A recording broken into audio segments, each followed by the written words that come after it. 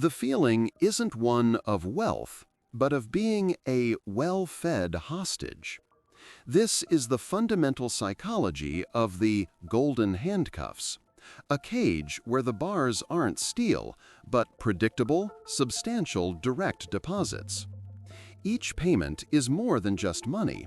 It's a scheduled delivery of dopamine, reinforcing a powerful behavioral loop. This process, known as operant conditioning, carves a deep pathway in the basal ganglia, the ancient part of your brain responsible for habit. Your brain isn't choosing comfort. It's following a script it has been trained month after month to execute without question. This script isn't just about action. It's about identity. Consider the simple phrase, "What do you do?" For most, the answer is a job title. According to self-perception theory, we don't act because of who we are. We decide who we are based on how we act. Spending 2,000 hours a year performing the duties of a senior project manager convinces your brain that this title is a core component of yourself. It's not a mask you wear. Your brain slowly fuses the mask to your face until you can't tell the difference. Your job title becomes a cognitive shortcut for who you are. This fusion of self and role creates a strange map in your mind. The neural pathways that define your professional identity become intertwined with your sense of personal history. The memories of promotions, difficult projects, and office politics are not just career events. They become your life's milestones.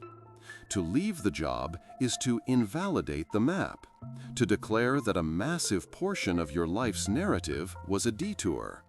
This isn't just an emotional hurdle. It's a direct challenge to the brain's deep-seated need for a coherent, continuous story of the self. This leads to a profound cognitive bias, the sunk cost fallacy. Rationally, the 10 years you've already invested are gone, irrelevant to a future decision. But the brain doesn't work that way. It experiences cognitive dissonance, the discomfort of holding two conflicting beliefs. I am a smart person who makes good decisions, and I spent a decade on something that makes me miserable. To resolve this conflict, the brain retroactively justifies the investment. It concludes the past effort must have been valuable, making it illogical to abandon it now. You're not staying for a better future. You're staying to protect the integrity of your past. Protecting the past feels safer than gambling on the future. This is the tyranny of the known misery over the unknown mystery. Prospect theory, developed by Kahneman and Tversky, demonstrates that the psychological pain of a loss is roughly twice as powerful as the pleasure of an equivalent gain.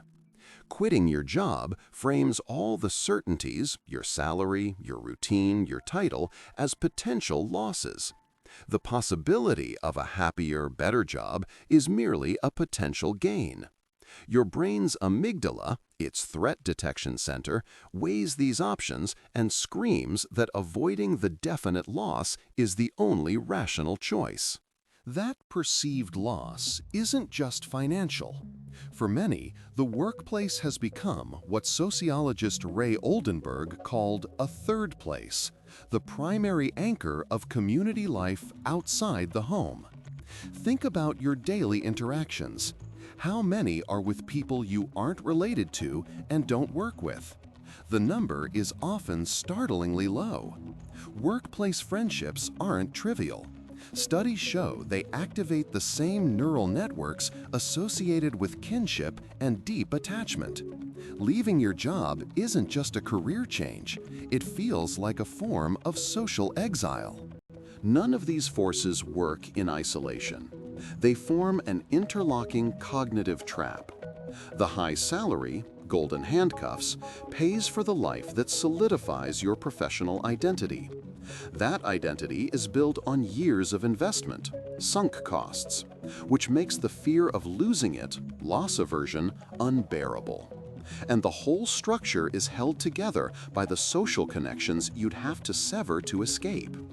It's a self-sustaining system where each component reinforces the others, making the misery of staying feel to your ancient survival-oriented brain like the safest possible option. Monotony has grown fast. Nearly 2,700 people have watched in the last few weeks, yet less than 0.03% are subscribed. It would mean a lot if you joined by hitting subscribe. And again, thanks for watching.